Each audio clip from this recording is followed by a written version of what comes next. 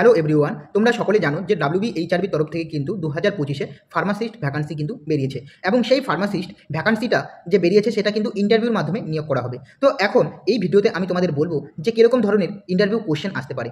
আমি আগের ভিডিওতে বলেছিলাম যে প্রেসক্রিপশন থেকে কীরকম কোশ্চেন আসতে পারে, আগের ভিডিওতে বলেছিলাম, আমি ডিসক্রিপশন বক্সে এবং পিন কমেন্ট করে দিয়েছি, তোমরা চাইলে দেখে নিতে পারো। ওকে, তো তোমরা অবশ্যই যদি সম্পূর্ণ দেখো ভিডিওটি তাহলে কিন্তু অবশ্যই তোমাদের হেল্পফুল হবে ইন্টারভিউ রিলেটেড কীরকম কোশ্চেন হতে পারে।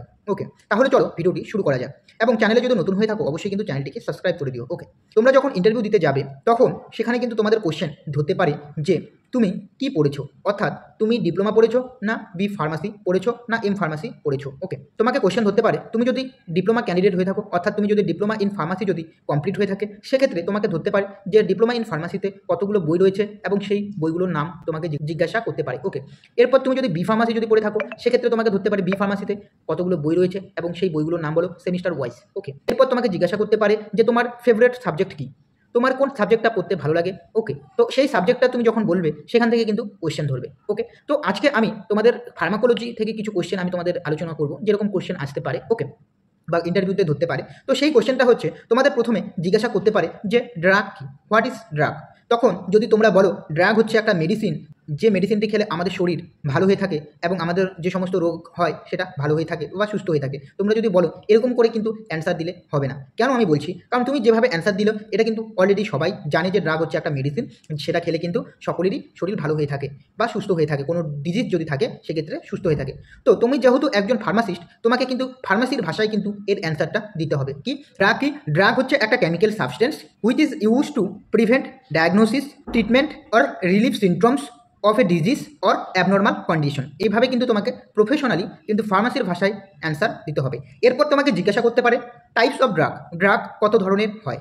ড্রাগ কিন্তু দু ধরনের হয়ে থাকে, এক হচ্ছে ফার্মাকোলজিক্যাল ড্রাগ আর একটা হচ্ছে কেমোথেরাপিউটিক এজেন্ট। ওকে, এই দু ধরনের কিন্তু ড্রাগ হতে পারে।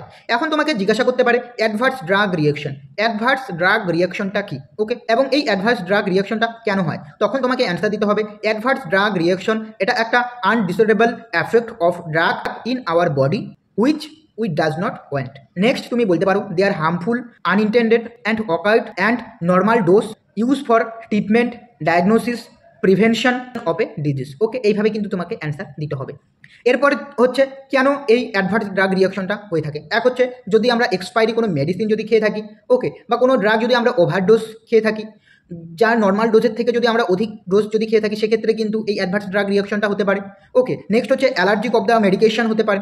এই সমস্ত কারণে কিন্তু অ্যাডভার্স ড্রাগ রিয়াকশনটা হয়ে থাকে আমাদের বডিতে। ওকে, এরপর তোমাদের জিজ্ঞাসা করতে পারে প্রো ড্রাগ কী, বা তোমাকে জিজ্ঞাসা করতে পারে তুমি কি প্রো ড্রাগ এর নাম শুনেছো, বা যদি শুনে থাকো তাহলে সেই প্রো ড্রাগটা কী।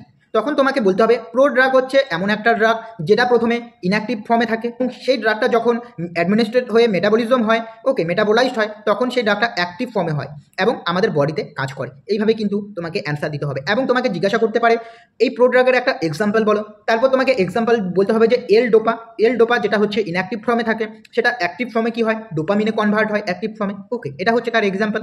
তো এইরকম কিন্তু তোমাদের কোশ্চেন ধরতে পারে এবং তার পাশাপাশি তোমাদের কিন্তু যে ফার্মাকোলজিতে যে সমস্ত ক্লাসিফিকেশনগুলো রয়েছে সেই ক্লাসিফিকেশন থেকেও কিন্তু তোমাকে ধরতে পারে। ওকে, তাই অবশ্যই কিন্তু ফার্মাকোলজি থেকে কিন্তু অবশ্যই তোমাদের ক্লাসিফিকেশন পড়ে যাবে, ক্লাসিফিকেশন থেকে কিন্তু এক থেকে দুটো কিন্তু কোশ্চেন তোমাদের ধরতে পারে। ওকে, তো যে সমস্ত classification anti depression drug classification, anti allergic drug classification, okay, next হচ্ছে অ্যান্টি টিউবারকুলোসিস ড্রাগের ক্লাসিফিকেশন, অ্যান্টি ক্যান্সার ড্রাগের ক্লাসিফিকেশন, যে সমস্ত ক্লাসিফিকেশনগুলি রয়েছে প্রত্যেকটা ক্লাসিফিকেশনে কিন্তু তোমরা পড়ে যাবে। তো আজকের এই ভিডিওটি এখানেই শেষ করছি। যদি ভিডিওটি ভালো লাগে অবশ্যই চ্যানেলটিকে সাবস্ক্রাইব করবে। দেখা হচ্ছে পরে ভিডিওতে।